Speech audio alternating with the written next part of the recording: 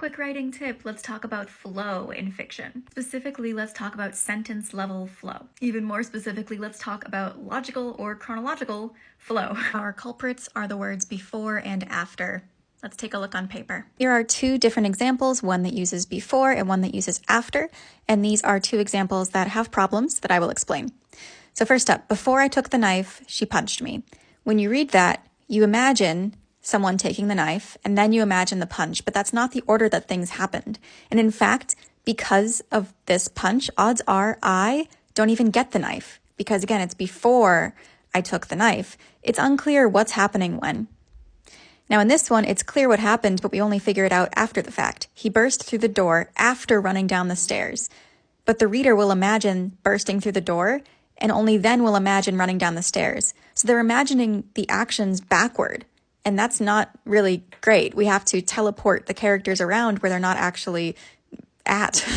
So now I'm going to show you some solutions, but before I do, I want to make it clear that these are not the only solutions. They're not even necessarily the best solutions. I'm just using them to illustrate how to fix the flow, or one way to fix this flow. So in the first one, before I took the knife, she punched me. Let's imagine that we want the I character to not actually get to the knife. So they're going for the knife and they are punched, so they don't actually get the knife. In that case, here's what I would suggest. I reached for the knife, but before I could grab it, she punched me. We still have that before. It's not like the words before and after are the devil. We can still use them. But things are told in order. Reaching for the knife, before grabbing is possible, she punched me. Here's another option, just showing you that there is more than one answer to every solution. I reached for the knife, but she punched me. I fell to the floor, all hopes of grabbing the knife gone. Same thing, different words.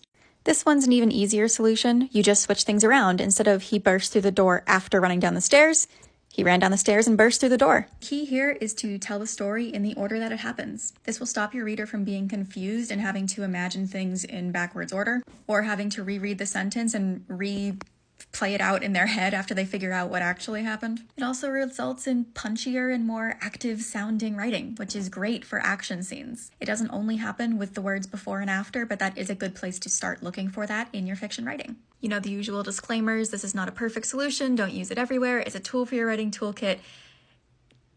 Just use it with discretion, it is just a piece of advice. Go forward and happy writing.